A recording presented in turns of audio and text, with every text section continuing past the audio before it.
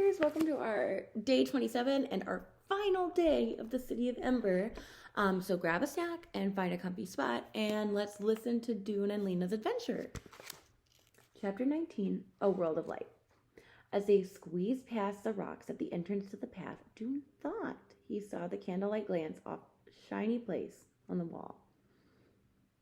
He stopped to look, and when he saw what it was, he called out to Lena, who was a few steps ahead of him. There's a notice. It was a framed sign bolted to the stone, a printed sheet behind a glass. Dampness had seeped under the glass and made splotches on the paper, but by holding their candles up close, they could read it. Welcome, refugees from Ember. This is the final stage of your journey.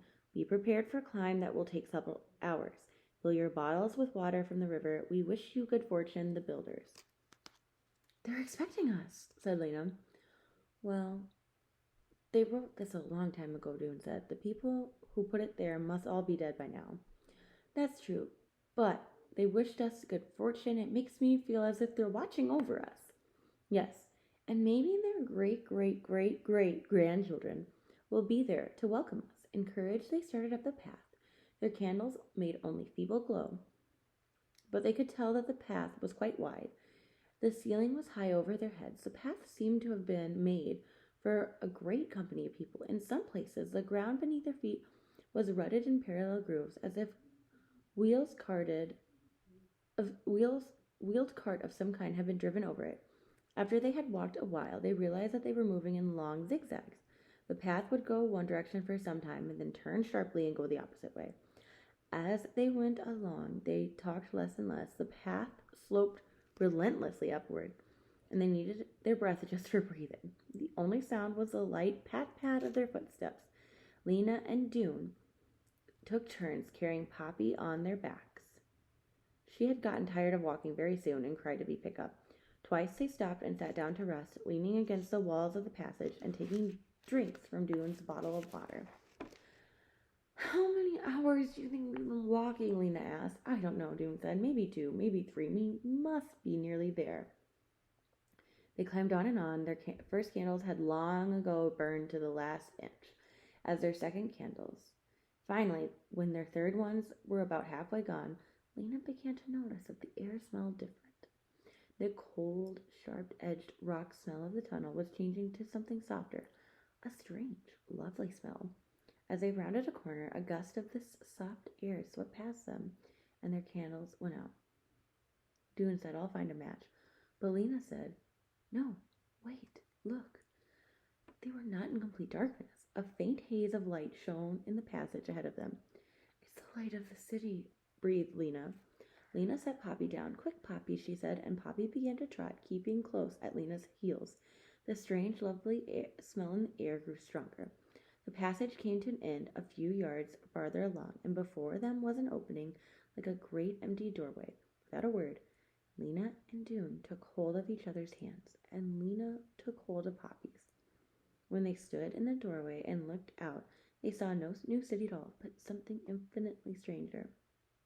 A land vast and spacious beyond any of their dreams, filled with air that seemed to move, and lit by a shining silver circle hanging in an immense black sky. In front of their feet, the ground slipped away in a long, gentle slope. It was not bare stone as an ember. Something soft covered it, like silvery hair, as high as their knees. Down the slope was a tumble of dark, rounded shapes, and then another slope rose beyond that. Way off into the distance, as far as they could see, the land lay in rolling swells, with clumps of shadows in the low places between them. Dune, cried Lena. More light, she pointed at the sky. He looked up and saw them, hundreds and hundreds of tiny flecks of light, strewn like spilled salt across the blackness. Oh, he whispered. There was nothing else to say. The beauty of the lights made his breath stop in his throat. They took a few steps forward. Dune bent to feel the strands that grew out of the ground, almost higher than Poppy's head. They were cool and smooth and soft, and there was a dampness to them.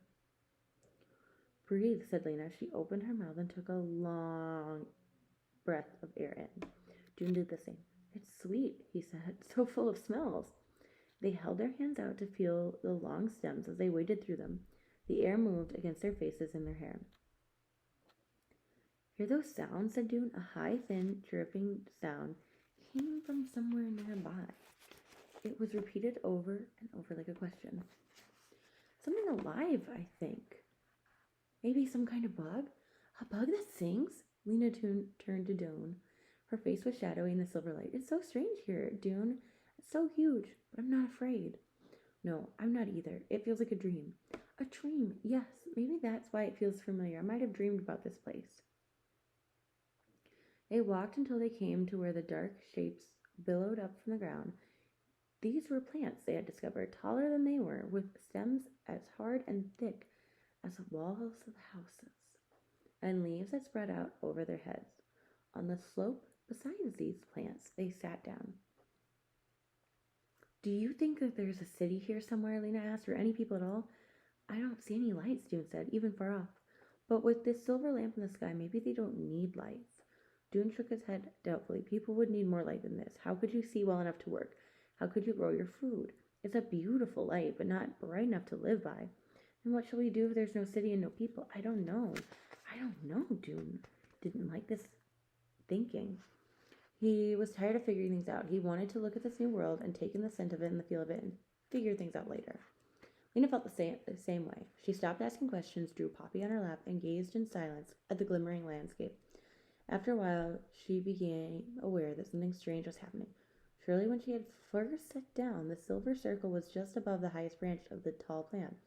Now the branch had cut across it. As she watched, the circle sank very slowly down until it was hidden, except for a gleam of brightness behind the leaves. It's moving, she said to Dune. Yes. A little later, it seemed to her that her eyes were blurry. There was a fuzziness in the sky, especially around the edges. It took a while for her to realize what was making the fuzziness. Light, she said. I see it, said Dune. It's getting brighter. The edge of the sky turned gray and then orange and then a deep, fiery crimson. The land stood out against it, a long, black, rolling line. One spot along this line grew so bright they could hardly look at it. So bright it seemed to take a bite out of the land. It rose higher and higher until they could see that it too was a fiery circle, the first deep orange and then a yellow, and too bright to look at any longer.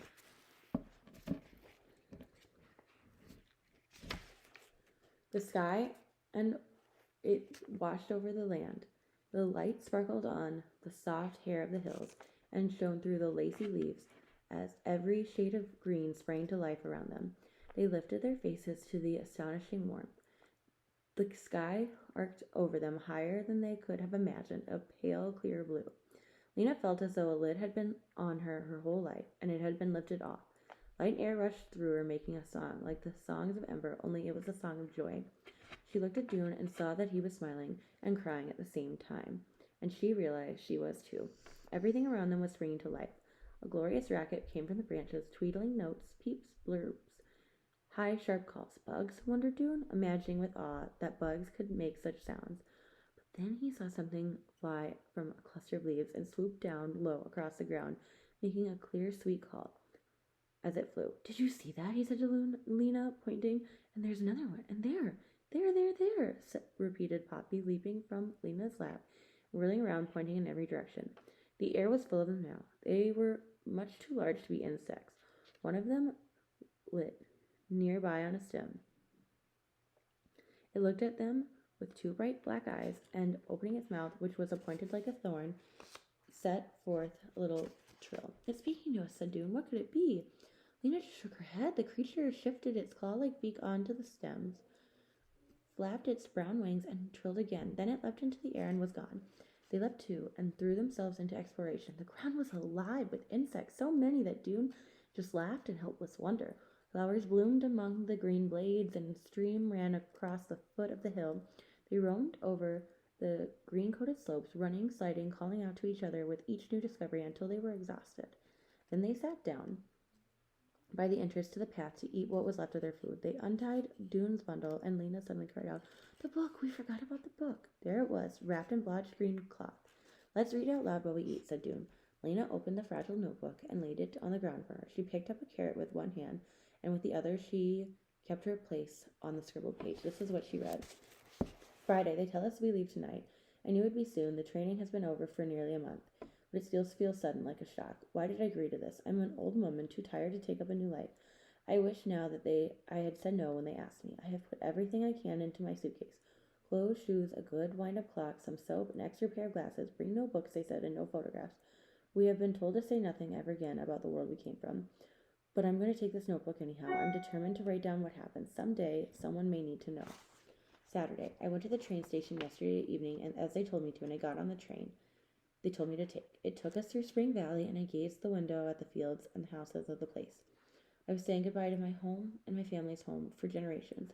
I rode for 2 hours until the train reached a station in the hills. When I arrived, they met me, 3 men in suits, and I drove to a large building where they led me down a corridor and into a big room full of other people, all with suitcases, most with gray or white hair. Here we've been waiting now for more than an hour. They have spent years and years making this plan. It's supposed to ensure that no matter what happens, people won't disappear from Earth. Some say that'll never happen. I'm not sure. Disaster seems very close. Everything will be all right, they tell us, but only a few people believe them.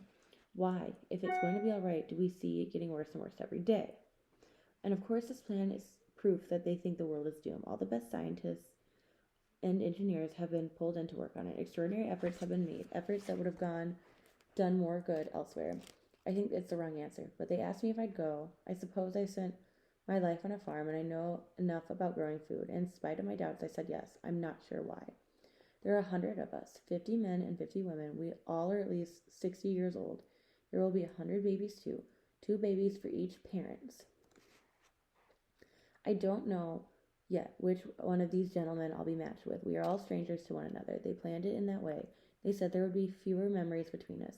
They wanted us to forget everything about the lives we led and the places that we lived. The babies must grow up with no knowledge of an outside world, so they feel no sorrow for what they've lost. I hear some noises across the room. I think it's the babies arriving. Yes, here they come, each being carried by one of those gray-suited men. So many of them, so small, little scrunched-up faces, tiny fists waving. I must stop for now. They're going to pass them out. Later, we're traveling again. On a bus this time. It is night. I think, though, it's hard to be sure because they've been boarded up the windows of the bus from the outside. They don't want us to know where we're going. I have a baby on my lap, a girl. She has a bright pink face and no hair at all. Stanley, who sits next to me, holds a baby boy with brown skin and a few tufts of black hair. Stanley and I are the keeper of these children. Our task is to raise them in this new place we're going to. By the time they are 20 or so, we'll be gone. They'll be on their own, making a new world. Stanley and I have named these children Star and Forest. Sunday. The buses have stopped, but they have not allowed us to get out yet. I can hear crickets and singing and the smell of the grass, so we must be in the country. It must be night. I'm very tired. What kind of place can be safe from earthly catastrophes? All I can guess is that it must be underground. The thoughts fill me with dread. I will try to sleep a little later now. Later. There was no chance to sleep. They called us off the buses. We stepped out into a landscape of rolling hills in full moonlight. That's the way we'll be going in, they said, pointing to a dark opening in the hills we stood on. Form a line here, please. We did so. It was very quiet except for the squalling of a few babies. If the others were like me, they were saying goodbye to the world. I reached down to touch the grass and deeply breathed the smell of the earth. My eyes swept over the silver hills, and I thought of the animals prowling softly in the shadows or sleeping in their burrows, and the birds standing beneath the leaves of the trees with their heads tucked into their wings. Last, I raised my eyes to the moon, which smiled down on us from a long, cold distance away. The moon will still be here when they come out, I thought. The moon and the hills, at least. The opening led us into a winding passage that ran steeply down for perhaps a mile. It was hard going for me. My legs are not as strong anymore. We moved very slowly. The last part was the worst, a rocky slope where it was easy to miss your footing and slip. This led down to a pool. By the shore of the pool, a group of our age pioneers gathered. Motorboats were waiting for us, equipped with lanterns. When it's time for people to leave this place, is this how they will come out, I asked. Our pilot, who had a kind face, he said yes. But how will they know there's a way out if no one tells them, I said. How will they know what to do? They're going to have instructions, said the pilot. They won't be able to get out the instructions until the time is right, but when they need them, the instructions will be there. But what if they don't find them? What if they never come out again? I think they will. People find a way through just about anything. That was all he would say. I'm writing these notes while our pilot loads the boat. I hope he doesn't notice. It ends here. Lena looked up. He must have noticed, said Dune, or she was afraid he would, so she decided to hide instead of taking with her. She must have hoped someone would find it, just as we did, pondered Dune. But we might not have if it hadn't been for Poppy. No, and we wouldn't have known that we came from here. The fiery circle had moved up the sky now, and the air was so warm that they took off their coats. Absently, Dune dug his finger into the ground, which was soft and crumbly. But what was the disaster that happened in this place? He said. It doesn't look like it was ruined to me. It must have happened a long, long time ago, said Lena. I wonder if people still live here. They sat looking over the hills, thinking of the woman who had written in the notebook. What had been her city like? Lena wondered. Like Ember in some way, she imagined. A city with trouble where people argued over solutions. A dying city, but it was hard to picture a city like Ember here in this bright, beautiful place. How could anyone have allowed such a place to be harmed? What do we do now? Asked Lena. She wrapped the notebook in its covering again and set it aside. We can't go back up the river and tell them to come here.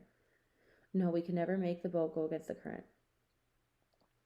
Are we alone here forever? Maybe there's some way in, and that lets you walk to Ember. Or maybe there's another river that runs the other way. We have candles now, so we could cross the unknown regions if we have a way to get there.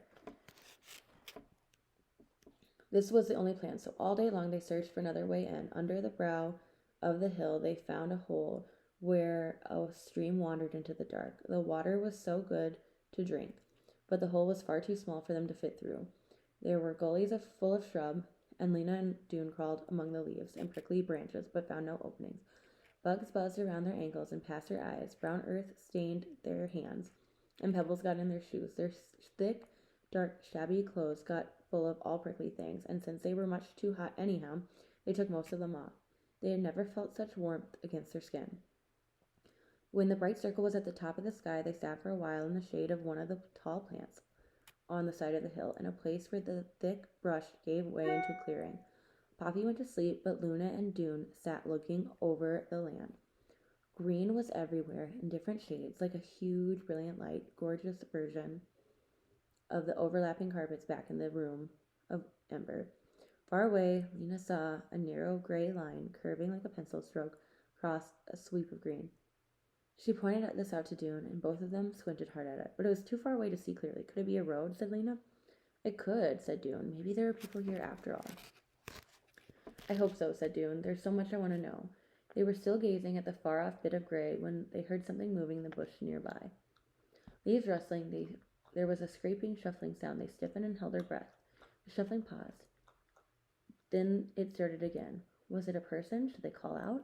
But before they could decide what to do, a creature stepped into the clearing. It was about the same size as Foxy, only lower to the ground because it was walking on 4 legs instead of 2. Its fur was deep rust. Its face was long and a triangle, its ears pointing up, and its black eyes shone. It trotted forward a few steps, absorbed in its own business. Behind it floated a thick, soft-looking tail. And all at once, it saw them and stopped. Lena and Dune stayed absolutely still. So did the creature. Then it took a step toward them, paused, tilted its head a little as if to get a better look, and then took another step. They could see the sheen of its fur and the glint of light in its eyes. For a long moment, they stayed like this, frozen, staring at one another. Then hurriedly the creature moved away. It pushed its nose among the leaves on the ground, wandering back toward the bushes, and when it raised its head again, they saw it was holding something in its teeth. Something round and purplish. With a last glance, it leapt toward the bushes, its tail stealing, and disappeared. Lena let out a breath and turned to look at Dune, whose mouth was open in astonishment, his voice shaking. That was the most wonderful moment I've ever had in my own life. Yes, and it saw us, Dune said, and Lena nodded. They both felt it. They had been seen. The creature was utterly strange, not like anything they'd ever known, and yet, when it looked at them, some kind of recognition passed between them. I know now, said Dune. This is the world we belong in. A few minutes later, Poppy woke up and made fretful noises, and Lena gave her the last of the peas in Dune's pack. What was that, do you think, in that creature's mouth? She asked. Could it be some kind of fruit? Something we could eat? It looked like the peaches on the cans, except for the color. They got up and poked around, and soon they came across a plant whose branches were laden with the purple fruits, about the size of small beets, only softer. Dune picked one up and cut it with his knife. There was a stone inside. Red juice ran over his hand. Cautiously, he touched it to his tongue. Sweet. If the creature can eat it, maybe we can too, said Lena. Shall we? They did. Nothing ever tasted better. Lena cut the stones out and gave chunks of fruit to Poppy. Juices ran down their chin. When they had eaten 5 or 6 apiece, they licked their sticky fingers clean and started to explore again. They went higher and higher up the slope they were on, wading through flowers as high as their waists, and near the top they came upon a dent in the ground, as if a bit of earth had caved in. They walked down into it, and at the end of the dent they found a crack, about as tall as a person, but not nearly as wide as a door. Lena edged through it sideways and discovered a narrow tunnel. Send Poppy through, she called back to Dune, and come yourself. But it was dark inside, and Dune had to go back where he had left his pack to get a candle. By the candlelight they crept along till they came to a place where the tunnel ended abruptly. But it had not ended with a wall, but with a sudden nothingness that made them gasp and take a step back. A few feet beyond their shoes was a sheer, dizzying drop. They looked out into a cave so enormous that it almost seemed as big as the world outside. Far down at the bottom shone a cluster of lights. It's Ember.